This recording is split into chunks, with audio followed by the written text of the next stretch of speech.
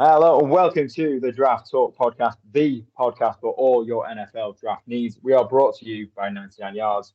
And of course, we are always bringing you news, interviews, scouting reports, top five, mock draft, pretty much everything you will need for the NFL draft. I'm your host today, Brian. But sadly, a man down, as Stewie's away to celebrate his birthday. Happy birthday to you, Stew. But fear not, we are two of the very best, as always. MJ and Owen, how are you doing? Yeah, all really good. There's some really exciting topics to get into. Recovered after a very long weekend of watching big people run fast. Not sure what else I saw apart from that. There's only so much 40-yard dashes you can watch without them all looking the same, right? But yeah, really entertaining and also some really good topics and discussion points to come from it. Yeah, all good, Brian. And of course, we had football on a stick, didn't we? We had lots of football on a stick. But yeah, great to get the combine results in. Lots to talk about. Another step along the road to the draft. Absolutely, another step. The big step, one of the big steps as we are flying towards the draft. It's less than 7 weeks away, would you believe it? Things are really shaking up. And yeah, that's what we're doing today. We are looking back at the combine. Who had a good combine, who maybe didn't have a great combine, and how, of course, it will affect the draft. So let's start off with some of the big hitters or the big runners, the big whatever you want to call it. Go on, guys. What's the one big talking about? Who had a really good combine? There's only one place to start, and I think MJ, I'll let you start because I feel like if I start, we might not stop. Well, yeah. I imagine we're starting with quarterbacks, aren't we? Because it's hard not to. And the one that we are talking about to start with is Anthony Richardson, who displayed phenomenal athleticism all the way through. His 40-yard dash, his vertical, his broad jump, just displayed what a unique sort of player he may well become. And gave us an indication that he may well have a really high ceiling in the league. Of course, and yes, he had to throw a few passes, and I don't think I didn't think he hurt his chances any in that respect. But it was the athleticism that we were all kind of focused on. And then the knock-on effect is that already the scramble around what could happen in the top 10 picks and who could want to trade up, the whispers about who's interested. And the bottom line is we probably now will get 4 quarterbacks definitely going in the top 10. I think that's probably where we're at now. I think it was like that anyway. And there's a part of me that start with thinks that what we saw from Anthony Richardson is everything that we expected to see from Anthony Richardson to start with. None of this should be surprising to anyone who knows or has listened or watched any of our previous shows, because we've been ranting and raving about how good Richardson is and how maybe he hasn't been given enough credit. MJ was, I think, the first person to mock him in the top 4. So, hats off to you there, MJ. You were too low on him, unfortunately. So, there we are. Oh dear. Yeah. But I was thinking that what we saw from Richardson is exactly what we thought, that if you're moving him up because of this, then you're kind of doing it wrong, because we already knew all this beforehand. So I wouldn't be moving up boards. Okay, we can maybe shift him around in mock drafts, but I don't think he shocked anyone. I don't think any NFL team will be surprised by what they saw. I can't see an NFL team all of a sudden going, Anthony Richardson, he ran a 4.44 40-yard dash. That's it. We're going to draft him at number 1. It hasn't changed anything for NFL teams, and I will tell you that because we already knew how good he was. 6'4", 244 pounds, 40.5 vert, 10.09 broad, and then the 4.44 40-yard dash, and had a really good field workout as well. Really, what came away from me with Anthony Richardson more than the athletic testing, because I think we all knew how great it was going to, and historic it was going to be. But we came away from it thinking that the questions he had was was really about his throwing and about his accuracy. Now, he can't really answer any questions about accuracy while you're there, but you can show some things about your technique and your mechanics and your ability to throw, especially when you're back to back with other quarterbacks, and you can compare it. So he was going, then CJ Stroud was straight after him. So it's very easy to compare the two of them, which I really liked. I thought that was it was very good that their surnames correlated that way, but it was really helpful from a draft point of view to see them back to back like that. And I think with Anthony Richardson, it's just about him now having time to improve and having patience with him. I don't think much has changed here. That it's all in mechanics. It's all in just him getting more reps. Really, it's just Trey Lance all over again. Now Richardson's got more polish, but and Lance had some stuff that he needed to work through and really hasn't been given the opportunity to, whether that's because of injury or whatever. But I think if you give him time, then there's clearly something here. You're going to have a lot of patience. He needs to kind of learn on the job. You're going to have to allow him to make mistakes for him to flourish, because he hasn't been able to work out those mistakes in college, only starting 10 games. But kind of, if you can get his upper and his lower body working together, improve his rhythm, his consistency then will come from that, I believe. I think a lot of his inaccuracies don't necessarily come from decision making. They come from him throwing a little bit late because he's kind of off with the mechanics. And I think, having that rhythm and his upper and lower body and his hips all working together will improve some of that. So if you're a coach who feels that they can do that, you can give Richardson time to play, work out the mistakes. Nothing comes easy. Allen, we look at Allen, 2 years, and then it happened, and then he even took a bit of a knock on things like his passing accuracy this last year. So you're going to have to allow that to happen. You can only improve someone's passing accuracy so much. But what you saw from Richardson, and I think what epitomizes it all, is what you saw from the athleticism is a higher floor than a lot of people have been giving him credit for, because like Justin Fields, you can give him chance to, those legs can bail him out. So he does have a higher floor than we are definitely making giving him credit for.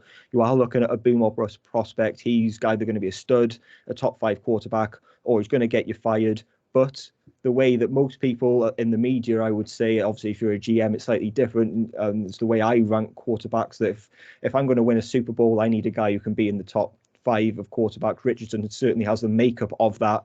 I would always be drafting an Anthony Richardson over a Mac Jones, let's say, because I would. Yes, if you're a GM that's looking to keep their job, you go and get that guy. But for me, as someone who doesn't have to draft for a team, I'm taking a swing for the fences every single time, and that person in this draft, quite clearly now to everyone, is obviously Anthony Richardson. Do you think, that encapsulates a real dilemma for some of those teams going up to get a quarterback? In that, you mentioned CJ Stroud, and if we just talk about him for a second, absolutely. He put on a throwing clinic, absolutely. and he accentuated all of his positives, and could in some ways be seen as a surer. If you wanted somebody to start this next season, he's probably the surer bet. 100%. Yeah. Which means that teams will have to, will have that dilemma of, okay, am I looking for somebody to start this year, or am I looking for somebody where, actually, as you said, the ceiling is probably higher than it is with CJ Stroud, although CJ Stroud will do a good, will no doubt have a great NFL career, yeah. But Anthony Richardson may well end up being better. And are perhaps the 3 happiest teams watching this likely to be Chicago, Arizona, and Seattle, because all of a sudden, they're sat there thinking, right, well, teams are going to trying to come up into that top 5. Because I know I said top 10, but what are we going to get 3 or 4 straight off the board here? Yeah, definitely. Touch on Stroud quickly there. He just looks so polished. He was the best thrower out there. It was no contest. He's so polished. He can clearly make every throw. He is, I think, the most NFL ready, and to going in right now, and he checks all of the boxes. We have one who is maybe as ready as him in Bryce Young, which we didn't see test, but there's one box that still is a little bit unchecked, even though we somehow learned that he'd eaten a lot, but didn't really earn a lot else from that because he came in heavier than we all thought and came in heavier than he'll ever play at. So what was the point of all that? I don't really know, considering his pro days just around the corner. You could be watching this when he's a couple of days away, his pro days. He was somehow going to have to lose all that to throw again. But there we are. Stroud, I think it was the last kind of box that needed ticked for him, the combine, because the questions were about his athleticism. All right, he didn't do like the 40 and stuff like that. Quarterbacks very rarely do. Is it really necessary? Probably not, unless you're going to just put on the display that Anthony Richardson did. But athleticism was the box that needed ticked. But he did that in the college football playoff against Georgia, where he was running around the park, throwing balls everywhere. His accuracy is absolutely on point, and he's potentially the best in this class. So I would not be nowhere near the point of saying that Stroud is behind these guys, because they're all in kind of one clump in tier, and they're quite difficult to rank. And I think that's basically, as you were saying there before, MJ, that's how you will rank them, is kind of on your job security, right? Because when we saw Andy Reid and the Chiefs go and draft Patrick Mahomes, it's having that time to be able to go out and do it. With Josh Allen, all right, it didn't quite pan out that way, but you need time. And if you're a franchise that knows you have time, if you're a GM that knows you have time, you can be patient, then Anthony Richardson probably is the guy to take. But if you're the Texans and Nick Caserio's job's on the line, you can't wait for Anthony Richardson to be ready in a year or two's time. You need to start performing now. So it is a very difficult decision to make. It's very easy for me to sit here and being like, if I'm going to take a quarterback, I want one that can challenge Mahomes, that can challenge Josh Allen, that can challenge Joe Burrow. But if you're a GM under pressure, then the safe prospect is the one that you're going to take to save your job. You're not swinging for the fences. You'll take playoff caliber, because that's so much better than you've been for God knows how long. So it is something that they're going to have to work out. But I don't think there's any denying right now that Stroud is extremely polished and more polished and has high floor, high upside. But I just think it is quite clear that what Anthony Richardson could be is great. You just need to be able to work it out. Just perhaps rounding out on Bryce Young, it did make me smile, because I just thought, yeah, it just proves eating a lot that it does not going to get you any height. But and weight wise, it was almost as like, have you ever been there when somebody's like stepped on some scales and just sneakily put your foot on the back of it? I could just see his agent just putting his foot on the back of it, just eking it up a little bit, but they went a bit too far, because if it come in the 190s, I maybe, but as soon as it tipped 200, and it was wasn't it spot on exactly the same that Kyler Murray came in at when he was 3 pounds lighter. Right. Okay. I just thought that seemed to be the target, that he wanted to come out with roughly the same as Kyler Murray had come out. Yeah. So Kyler Murray was 207, he was 204, but still, I mean, come on, if anyone might instantly thought of me, I would love to see and watch the measurements and see like what they're wearing and stuff like that, because it reminds me of, because in boxing when they go to the weigh-in, and then like there's just rumors that they've just got like weights in their pockets, just trying to like beef them up. Like it just instantly thought he needs to empty his pockets, try and get some of those weights out of his pockets. But I mean, does it really matter? Because he's not going to. Everyone knows he's not that weight. He's not. For me, it isn't going to stop the discussion, because even at 204, he's light. So it doesn't. It really doesn't make any difference to him. It was clear, wasn't it? It was clear as soon as it happened. Twitter went mad, and everybody just went, just don't believe it. Yeah. He's not going to play that. So close that I think there's going to be even closer look now at the pro day to see, I suppose, what the weight is at the pro day. Does it change that much? And then if it doesn't, how can he throw, and how does it? Because it's totally different. You're talking what? 15, almost 20 pounds heavier than we think he was playing. Well, it is 20 pounds heavier than the rumored weight that he was playing at Alabama. So how that changes his whole motion, and so it'd be really interesting to see how he performs if he is still that way.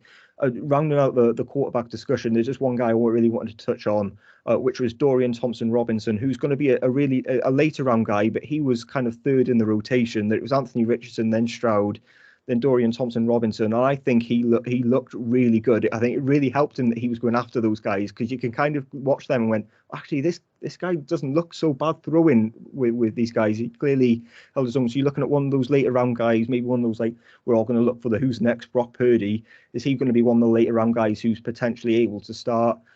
Maybe, but he looked a lot better than I thought. And just touching on Will Levis, because he was in the first group of quarterbacks that went. Really unfortunate for him that his surname begins with an L and not an R, because if his name was Will Levis, we might have thought a little bit more about him, because if he was throwing with these guys, his arm might have looked as good. But unfortunately, because he was throwing with nobodies in the first group, we really don't care.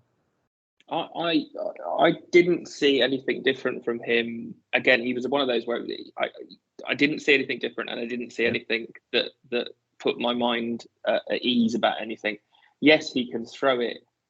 I mean, what was he clocked at? Throwing it like 59, 60 mile an hour or something. It was like, yes. So he can do that, but he was behind on some throws. There were one or two. There was one in particular when they were throwing a bit further down the field that was just, it was nowhere near. Whether it was on the receiver or on him, it was just nowhere near. But he was consistently behind on some throws. And he just struck me as being a little bit like a golfer who can boom it 300 yards down the fairway, but he'll miss an 8-foot putt. So I don't think there's any real positives about his accuracy from the combine. Yeah, 100%. And he just throws with one speed constantly. There's no touch on it. And I think now there shouldn't really be any debate between him and Richardson, because you're taking a guy in Richardson, you've got a guy who is 20, doesn't turn 21 until May. So you're talking a guy that's 3 or 4 years younger than Levis, can throw with touch. So, he can mix up his throws. And it's not necessarily decision making. It's just the mechanics, which you would like to think that are fixable. So for me, now it's not even a debate between these two, because it was always the consensus was Bryce Young, CJ Stroud, Levis, Richardson. I think you can flip that now. Richardson is quite clearly ahead of Levis. I didn't see anything that would make me think otherwise. And I think now you can probably put Richardson in the discussion with the three, but not because of the athleticism, because you saw him throwing next to the guy who's potentially the best thrower in the class in CJ Stroud, and they looked quite similar. And yes, CJ Stroud was a touch better than him, but there was something there that you thought, this isn't far away. Only the 18 minutes on quarterback. And there's only 4 to talk about, really. Well, I thought that might have been. One thing I think Anthony Richards had done is, for those who don't follow the draft quite as close as well, he put his name out there, like, all sorts of records, and he just absolutely dominated, didn't he? And not that it changes anything that the teams will do, but in terms of the people getting into the draft now, he's the first person you're going to look at. So well done him. And yeah, for somebody you think, you're betting on traits and athleticism, he's really athletic, and he didn't half show it on the biggest stage. So yeah, we've done 18 minutes on quarterbacks. Same again on running backs, shall we? No, just kidding. But yeah, anyone else non-quarterbacks who had a good combine? There was a few. Yeah, the defensive line were the first group to go, and I think we should touch on a couple of those, because they set the tone for the rest of the combine, and potentially the better group out there. The guy I think was the winner of the whole combine is Ade Adebawore from Northwestern, who was an absolute alien, an absolute historic testing session from him. 6'2", 282 pounds, 37.5-inch vert, 10.5 broad, 27 on the bench, but ran a 4.49 40-yard dash. Just to put that into perspective, that was 0.06 seconds slower than Jalen Hyatt, who apparently has track star speed at about 80 or so pounds heavier. So it was absolutely insane, alien-like numbers, and his stock is the one that has grown the most from this combine, I would say. You've gone from a guy who was round 2 to now you're going to see him in round 1 mocks. There's absolutely no doubt about it. Whether he goes there, I don't know, but you are going to see him being placed there because of this athletic testing. He's one of those players who, is he an edge? Is he a defensive tackle? He's a bit of a tweener. No one really knows. He probably is a defensive tackle at the next level. But his tape just doesn't quite match up to what he's going to be in the NFL. So you've got a question mark there, but there's absolutely no doubt that teams bet on this type of athleticism at that position. So absolutely unbelievable from him. Did you have anything you wanted to touch on him there, MJ? Because there's obviously loads more to talk about in the edge group.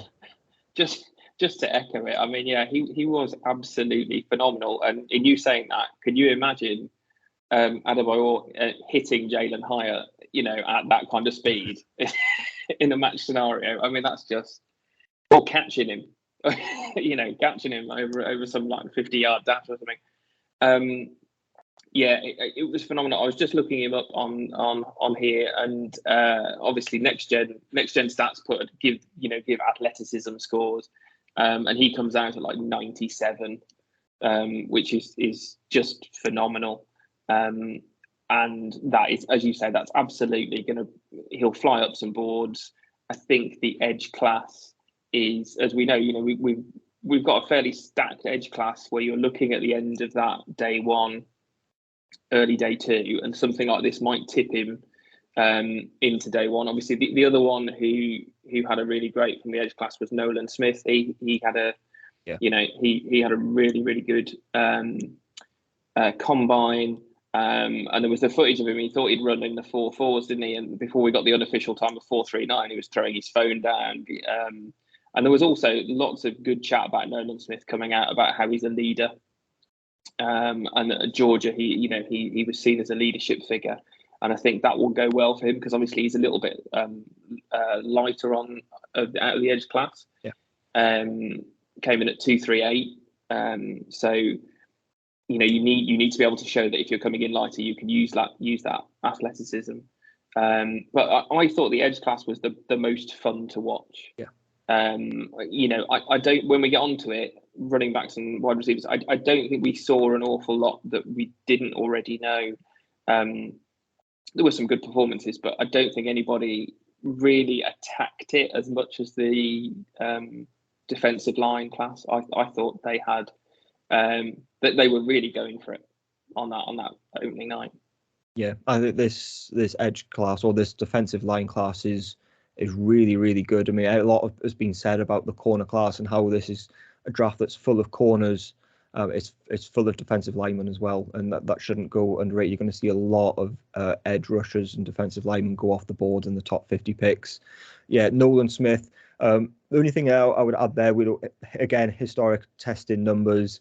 He plays a lot heavier, a lot stronger, I would say, than his weight would suggest. But he's going to be labelled a lighter prospect, but he plays a lot stronger and with a lot more power than that weight would kind of lead you to believe. So I would kind of not necessarily ignore the weight, but watch the tape and you see it. He's explosive, but he also has power. I just wanted to add, because I just got the number up here, to Adebayor, who was 6'2", 282 pounds, ran 4.49 in the 40. Jalen Hyatt weighed in at 176.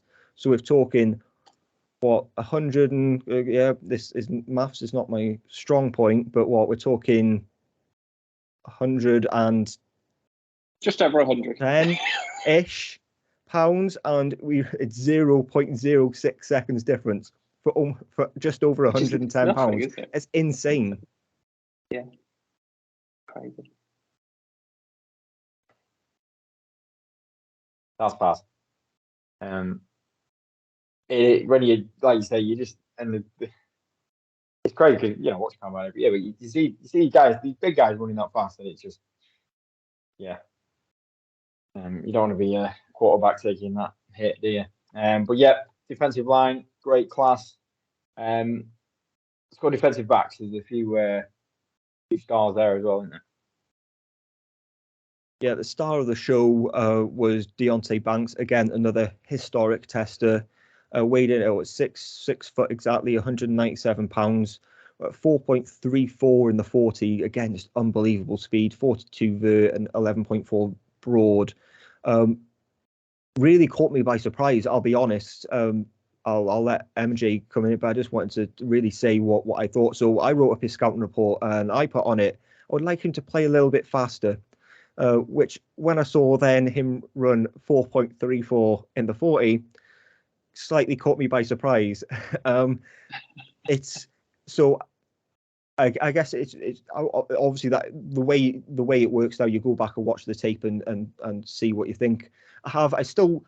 It isn't because I still would like him to play faster. So it clearly isn't an issue with speed, right? So you think it's an issue with speed, you then have to reevaluate what is the issue, because he clearly has the speed. So I think it might be more to do with reactions and kind of him anticipating a lot better. There's a people and a lot of corners in this class I think play faster than him, and I think it's more reaction speed than foot speed. So that's kind of what I've judged that on.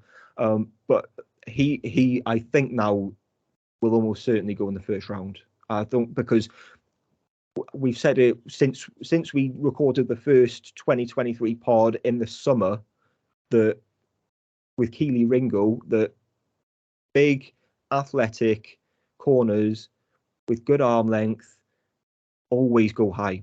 Doesn't matter how raw they are. So I think you can almost lock Deontay Banks into the first round at this point, because those numbers just add up to that.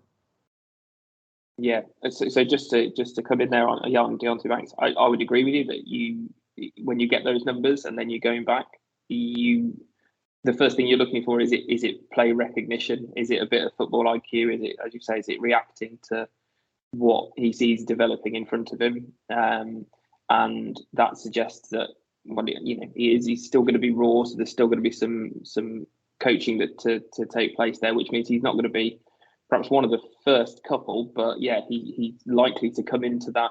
I think we've talked about on a couple of the pods, we've talked about some cornerbacks going in the 20s. He comes into that conversation now. The interesting one that I wondered what you thought on this one, Owen, was obviously Christian Gonzalez and Joey Porter Jr. probably came out of that combine closer to Devon Witherspoon now.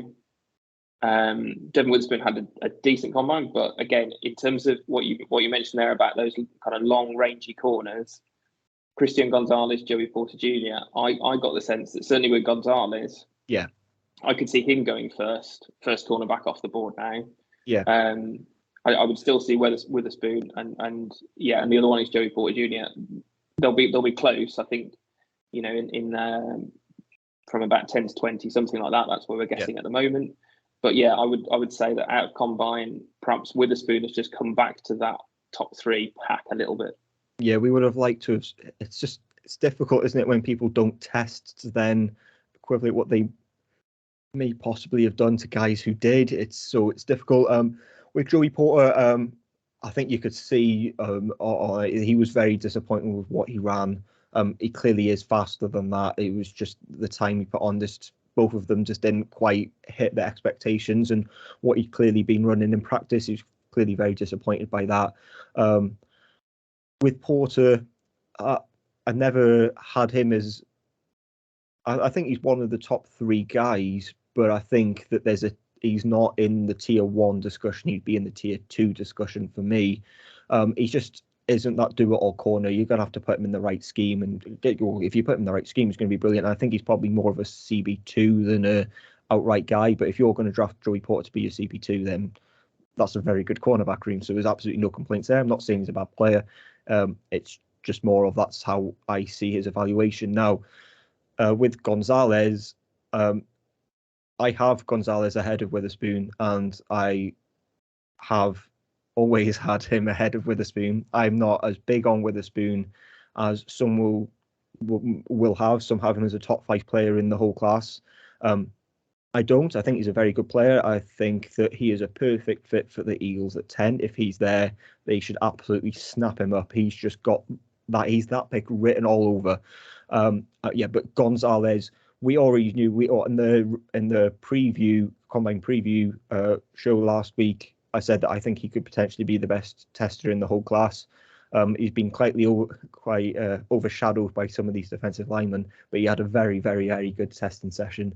I think I'd be surprised if he got out of the top 10. Just one other guy, which I think will be fascinating to see what teams or how teams view him now. But Emmanuel Forbes coming in at 166 pounds. Obviously his testing numbers, he was fast. He was 4.35 in the 40. But I think the one bit of data that probably got circled by every team was the 166 pounds. His production's good in college, but how much do you think that will knock him down a bit? Because he is over, he's over 6'1". What are your thoughts on that one? Yeah, absolutely. For me, absolutely hugely. That you can't play at that weight. You simply cannot play corner outside at that weight. Since Mock Draftable, who have all the stats, since they've been collecting stats since 1999, he is the second lightest corner they have ever had. The lightest was in 1999, and he went undrafted. So this is historically light numbers. Now, the difficulty is with him that he's got so much ball production, but I just don't think you can play like that. So for me, some people had him as a top 50 player. I think some people still do have him as a top 50 player, all the way out to, I'm a NFL draft analyst, get me out of here. Absolutely no chance. You will not catch me drafting Emmanuel Forbes in the first 2 days, because you cannot convince me that 166 pounds doesn't matter, because it absolutely does. Yeah, that's like a little bit lighter than me, but he's got like 6 inches on me, and it's like, yeah, how can you But yeah, he's got the most pick sixes in SEC history. Six pick sixes. His ball production is slightly bonkers, but I think you got to look at 166, and we know that teams do look at those things first. And I don't know. I think a lot of, if it was anyone else, someone would look at that number and we'll go, we're not even going to watch his tape. If this was a player that we thought was a potentially back end of the draft, so like a 6th or 7th rounder player is going to be drafted in the 200s, he doesn't get drafted anymore, straight up. So you have to give the same kind of analysis to Emmanuel Forbes, because yes, of course he's going to get drafted. He's far too good for that. But it has to knock him down, because there's so many other good players. There was a player that I wanted to talk about in the corner class was Julius Brents, who I think has gone from maybe a 3rd rounder. You can boost him up around because of the testing. 6'3", 198 pounds, 42 inch, not 42 inch, it was 34 inch arms, which is longer than what some of the offensive tackles that are going to get drafted. 4.340, 41.5 vert, 6.632 cone at 200 pounds. Like, you can't draft Emmanuel Forbes over a guy who tests athletically as that and has the tape that he does. So yeah, Emmanuel Forbes all the way out. Julius Brents, move him up. Yeah, that's a good comparison. And yeah, absolutely, a team's going to take Brents over Forbes by a long way. I was just wondering, Forbes needs to go out eating with Bryce Young, doesn't he? He needs to take him around to restaurants. Bryce Young knows some places where he can put a few pounds on. But there's some rumours out there that he's done this on purpose so his testing's better. I just can't believe that anyone would do that. And if I was a team, I'd like to know what the decision was, because if that is a decision, then who the hell has advised you to do that? Because I would be looking for a different agent if that is the case. I don't think it can't be. So it's got to be something else. But an agent cannot have advised you to have lost weight so you test better. His 40 was great, but no one cares about that because you're 166 pounds. There we go. Maybe I guess we'll finish off the defense. Any linebackers catch your eye? Let's go there. Go on, MJ. I've talked a lot. Sorry, I keep flipping my page here because I'm going back to offense, but you keep bringing me back to defense. I thought finish off defense, then we'll go offense. There is a okay. I would say the one linebacker who stood out for me, who I think is now climbing up boards and in the conversation to be in there as one of the best linebackers in the class is Jack Campbell. Yeah. I think he had the second best broad jump and the second best vertical, and he came across as a better athlete than we thought potentially. I think he's a linebacker who's got very good footballing IQ. He knows how to play the position, and he's a good all-rounder. I think we've now seen that he's a good all-rounder, a safe pick, but then also a decent athlete. And I think that will move him up some boards. So yeah, it'd be Jack Campbell for me, who was the one who stood out. Yeah, 100%.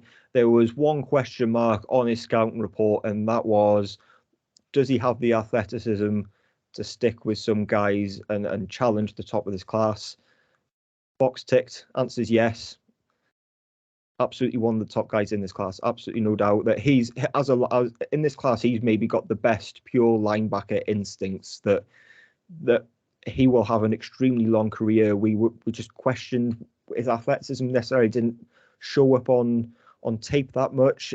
He's kind of he's a bit of a bigger linebacker, so we can kind of that change of direction can catch him out. But when you test the way he does, then that's tick the box for teams. Then that's it. They'll say tick the box. We'll move on to the next guy. Jack Campbell's probably the surest thing at this position at linebacker in this draft. Good stuff. All right then, MJ, you've got your way.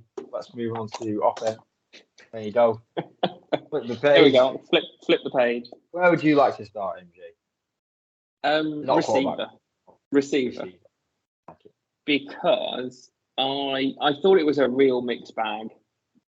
There are some people who've helped their position. I think the one that I was really kind of pleased to see out there was Jackson Smith and Jigba, who obviously has missed the majority of the last season.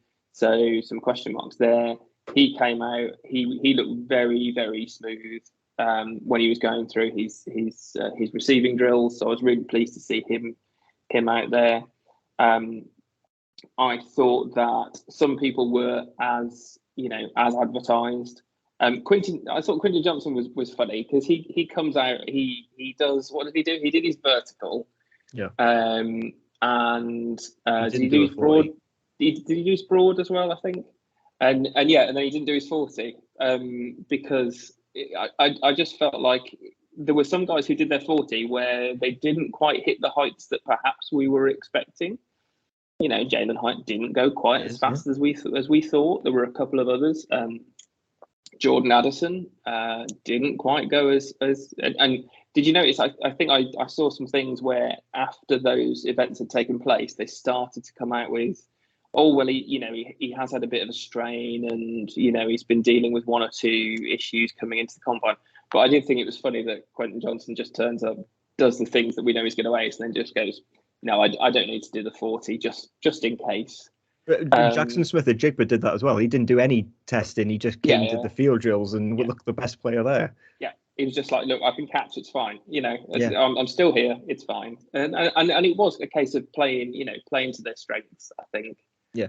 In terms of people who will have helped their stock, I thought, friend of the show who was on with Owen a couple of weeks ago, Andre Yoshivas, I thought he came out. We expected him to do well. I think when you spoke to him in the interview, he was expecting to have a good combine. Yeah. And I think he's done that, and he showed all of that track background and probably got himself, one would think probably into the day two kind of conversations. I would have thought. But yes, I think for me, there's kind of a group of receivers, and they've sort of squashed up a little bit because they didn't really, some of the guys I think who did better than perhaps we thought that Marvin Mims did a 4.38. So for me, I'm now looking back at him going, oh, actually, he's good. He's I hadn't done as much work on him. Michael Wilson had some good stats. He again, there have been some injury concerns around Michael Wilson, and I think he had a good day as well. He's aced this pre-draft process. He was great at the Senior Bowl as well. Good on him. Yeah, he's having a good couple of months, isn't he, in that kind of lead up. But yeah, in terms of I didn't have a particular winner from the receiver class. I thought it was it was difficult to kind of. I don't think, again, it was one of those things. I don't think we learned anything particularly new about most of those guys. Yep. And if anything, as I say, it was interesting to see what they didn't do as much as what they did.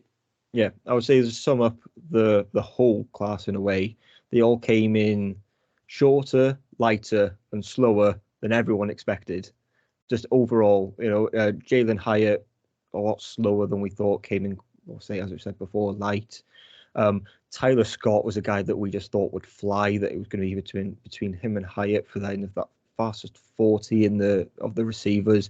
Again, came in the 4.4s. There was just a lot of 4.4s and low 4.5s that you kind of thought, surely not. A guy that stood out to me, and was kind of a loser from this process, I think, is Tank Dell, who was a guy that I really like. But when you measured in at 5'8" and 165 pounds, now you can get away with being shorter and lighter in the NFL, but you have to be quick. And he came in at 4.49 in the 40. Now that needed to be a 3, not a 4. That needed to be a 4.3 something. Now it. Really, when you add it up, does 0.1 really matter all that much when you play well and you're that explosive? But when you're light, it's just what you have to do. You have to go out there and test well. You have to show that you can win with athleticism, because you are not going to win with strength. Now, so I think he's going to fall down boards. There's a lot of talk about Jordan Addison falling down boards because he ran a 4.49 as well, I believe. Yeah. 4.49. Yeah. And again came in a lot lighter than we knew he was going to be light, but again was lighter again. And another player who ran slower than we thought. Again, we all thought that would be a 3. Again, doesn't matter so much for me. The gap has closed slightly between him and Jackson Smith and Jigba. I thought Jackson Smith and Jigba was far and away the best receiver during the drills. So it has kind of the gap has shortened a little bit. But I think when you're so good at route running, the speed, it obviously matters, but kind of your change of direction, your sharpness in the route can kind of make up for 0.1 of a second of speed, for want of a better way of thinking about it. So I think Tank Dell dropped a bit. Yeah, I don't think I'm lumping the running backs in with these. I don't think there was anything to write home about at all. The most underwhelming, I can't remember being underwhelmed so much by 40 times than this receiver class. Yeah, I do wonder, when we do our top 5s, it does feel like you could have a completely different section on, okay, well, who are your top 5 receivers who are about 5'9", 5'10", and 170 pounds? And just trying to find some that aren't that in order to spice it up a little bit. Yeah. But yeah, and looking at, as you say, onto running backs again, it was a similar thing. I thought Bijan Robinson came out and did what he had to do. Which was nothing, by the way. He didn't have to do anything at all. Just fair play to him. That's true. Just turn up and wave. I'm here. You could have walked it. Yeah. But coming in just behind him, Jahmyr Gibbs came in with a 4.36 in his 40. I think that will have helped him. I think it's made me have a think about running backs, because some guys went a bit slower than I thought, and some other guys came up and went a bit faster and tested a bit better. I think I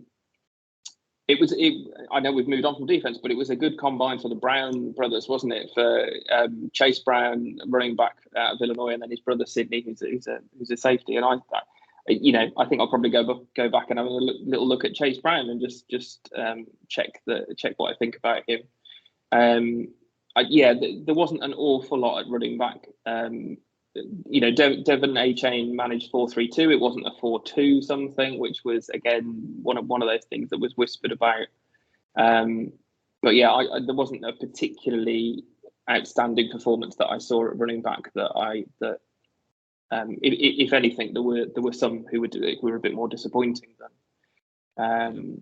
How have we got to the point of NFL draft analysis where someone runs a 4.32 40 and we go slow? Yeah, it wasn't quite slow that.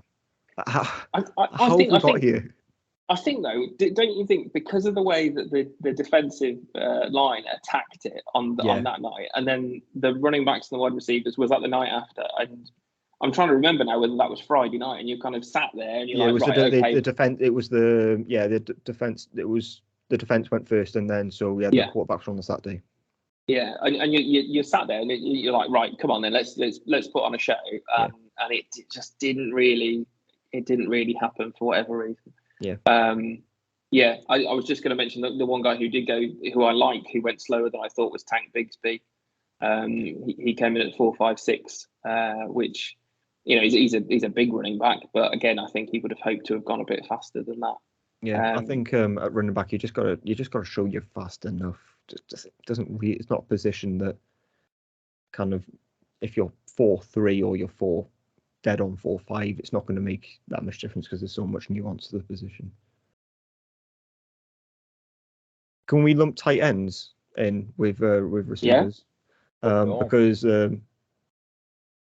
Darnell Washington had potentially the play of the whole combine with a one-handed catch right on the sideline, which is absolutely insane catch. Measured in at 6'7", 262 pounds, 34 3/8 arm, 11-inch hands, 4.64 40. We said in the preview that he just had to show that he was fast enough and he had to run a bit quicker than we thought, and he completely did that. So Darnell Washington, just an absolute alien freak of a player. Very rarely do you see people and prospects like Darnell Washington made up the same way as Darnell Washington, that someone's going to take him highly just because we don't know when the next time we're going to see a player look like this again is. Yeah, he was the standout, wasn't he, from the tight end class? He definitely was.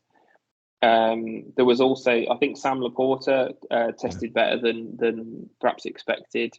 I think with just going back to Darnell Washington, that it seems to be that movable feast, doesn't it, as to who's tight end one when you see mock drafts come out, and there are a number of names get mentioned. Dalton Kincaid and Luke Musgrave's been up there, and now it feels as though that combine has helped Darnell Washington to in perhaps in some teams' minds, perhaps he is tight end one for some. You've still got Michael Mayer, who we've talked about before, where it seems like is it fatigue with Michael Mayer that we've just got to talk about somebody else?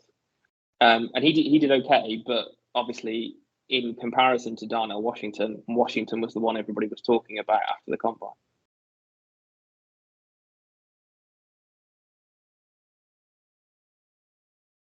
Very good. Very well. Almost. Almost. If you have bad, you should have seen my bad intros. We've just got the offensive line. It's just shame Stu's missing this because he love this. But yeah, offensive line guys. Again, these guys can move. But yeah, who stood out for you at the combine? Well, MG. Where should we start? So I think offensive line. I think. I think we now have the measurement, don't we, on Skoronski's arm length. So we know what that came in at now, which was, what was it, 32 and a quarter. So teams will now have that decision to make over whether or not they think that is an issue. And in comparison to somebody like Paris Johnson, who came in at 36 and a half, and you will have some teams that want to go with a guy who's got 36 and a half-inch arms. So I think that will be interesting to see what happens with Skoronski now on boards. It doesn't detract from the great player that he is, but it will now be a factor. I think Broderick Jones's testing has again helped his stock and cemented him as one of the top offensive linemen. I think the one I just wanted to mention was Andrew Voorhees. Was how on earth, after that injury, he then came back and benched 38 reps after the injury. Was it? I can't remember. Was it an AC? Was it ACL? Yeah. So he's torn his ACL during the field drills, and then he comes back the next day on crutches and bench reps 38 reps, which is 4 more than anyone else. The day after he's torn his ACL.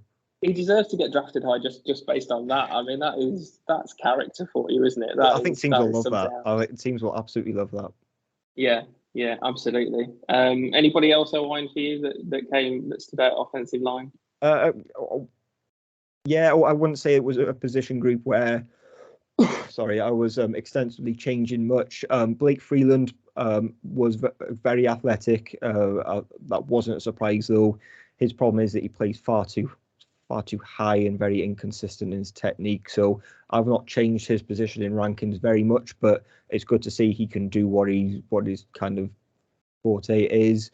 Braden Daniels, who is a tackle from Utah, will be shifting into the interior at the next level, no doubt. I thought he looked very good. Again, just vindication, I guess, where people have him ranked. I think you might see him kind of in top 100 boards now. I think he might be a top 100 pick. And I guess Darnell Wright seems to be the biggest riser from the whole group. I'm not sure we saw anything from Darnell Wright that we didn't already know. He's an extremely smooth mover, will almost exclusively play in right tackle. But he's kind of in that next tier for me. You're going to have the top tier of 3 guys of Paris Johnson, who looked insane, by the way. He was great. He didn't run a 40, but in field drills, he just looked so sharp and so smooth. You can have Paris Johnson, Peter Skronsky, and Broderick Jones. And then I think your next guy is probably Darnell Wright. And then we'll see that the kind of that 5th one is going to be up for grabs when it comes to people's top 5 rankings. It's going to be really interesting. But kind of he seems to have jumped up in terms of he might be challenging that top tier for some people. Yeah. The chatter on Darnell Wright just seems to be growing, doesn't it? He's one of those guys where, and there's a few of them at a few positions, but since January, it's like that kind of snowball effect, isn't it? The chatter just starts, and then he has a good combine, and then it keeps going, and then he's in people's top 50s and getting mocked in somewhere in the teens, and it just feels as though momentum is growing for him, and he's probably solidified that spot, as you say, that he'll go day one. I wonder what our O-line aficionado Stu would have thought, whether there was anybody he liked. He'll have to just post it in the comments, won't he? From Spain. I just wanted to mention one guy who is a guy I hadn't watched, and this is where the combine can be useful. You'd be like, hang on a minute, I've not watched him. Like let's go and check the tape because I like what I see. And that was Sidney Sau, who's a guard from Eastern Michigan. I can't say a player that I'd heard of, but he's a guy that instantly goes on the list going, I need to check this guy out because I think he'll be one of those kind of later round guys, or probably, right back end of the draft, but a player that has some really good versatility that I'm really interested to check the tape out on him. And John Gaines from UCLA had a really good athletic profile. So again, a guy who's probably going to jump up some boards just because of the athletic profile that he put on at the combine. But again, just an interior guy to speak about. Yeah, with Sarah, he's a good example of somebody who has used the combine to great effect, hasn't he? Because he won't, as you say, he won't have been high on people's boards coming into this, but he's gone there, and he's in that category of somebody who goes, right, okay, I'll do everything. I'll do as much as I can. I'll give teams as much data as possible. I'll try and show off as much athleticism as I can. In the hope that I will get drafted and that I will start to go higher up people's boards. So good on him for that. He's used it to really good effect. Indeed. Did anybody disappoint you a little? Anyone? I mentioned a few, but was there anyone that you thought they've done themselves a bit of harm there? One guy that I literally just got one guy to mention because we've kind of covered quite a few that I wanted to, was a guy we brushed over when we were speaking about defensive backs, and that's Clark Phillips III from Utah, who measured in at 5'9" and 184 pounds. It's a lot shorter than we knew he was going to be short. But a guy who's been able to play outside and at 5'9" probably isn't going to be able to. So now a guy that has gone from being a top 40 player for a lot of people, who now almost you take the versatility away and can only play slot, and is going to drop down to maybe like that 60, 70 range, where you've gone from a guy who was a second round to a third round because of how short he was. So he's a player that I think a lot of people have been high on, that is going to fall. So that's a name to watch out for on day 2 of the draft. Yeah, I think I'd just go back on. We mentioned him slightly during the receivers there, but Jordan Addison, I think that was as we kind of touched on, that's brought him back definitely into that conversation around. He's not definitely wide receiver 1. You've got Quentin Johnson, you've got Jackson Smith and Jigba, and I think Addison would have hoped that he might have been able to cement himself as probably the first guy who's not Quentin Johnson, because he's the first guy who is there it is. He's in that 5'11", 170 kind of pound range. So I think he'll be disappointed. But again, this is only one part of the process. You go back and you look at the tape and you look at the production, and then we'll see where we are with him, and we'll see what happens with him on boards and mock drafts from this point on. So a player just popped into my head then that we hadn't discussed. I'm trying to get the numbers on furiously, which I can't seem to get because his numbers were so low. Is Brian Branch, the safety from Alabama, who I think a lot of people were looking at. We mentioned him potentially going to the Falcons at 8 just a couple of episodes ago.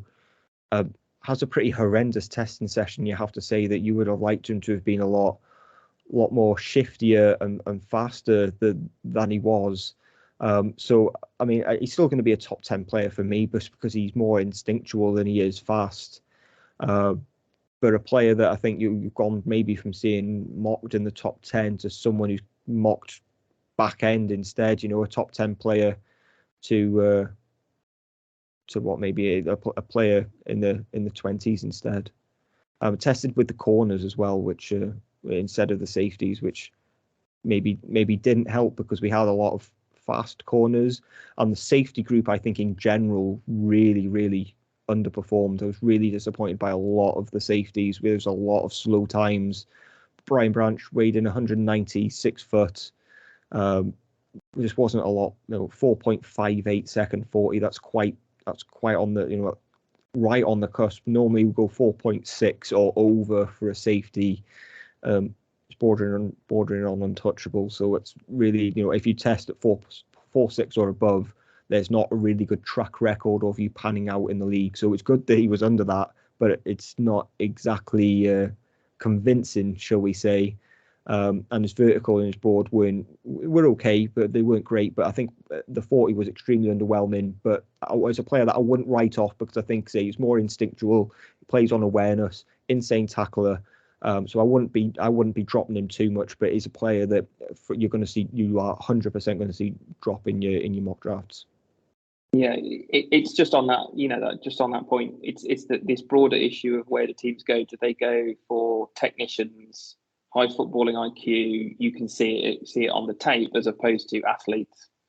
And at the moment, because we've literally just come out of Combine, we're talking more about the athletes because of some of those insane testing numbers.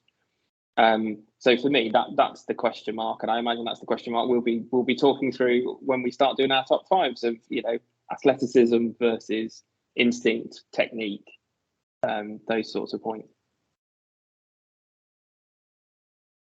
Absolutely. What a segue there as well, MJ. I was just about to mention. See what I did there? That's really, you tell we're doing this a few years now. But yeah, next week will be the start of our top 5, running through our, well, as you might guess, top 5 in each position.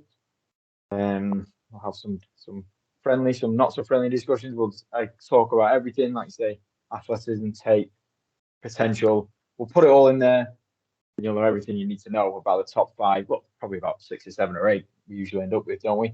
At every single position. But I think we've combined all our knowledge from this week pretty well. So we'll wrap up now. And yeah, next week, top fives. I'm really excited. I know everybody is. Do check that out. In the meantime, you know where to go. Go on the website, 99yard.com.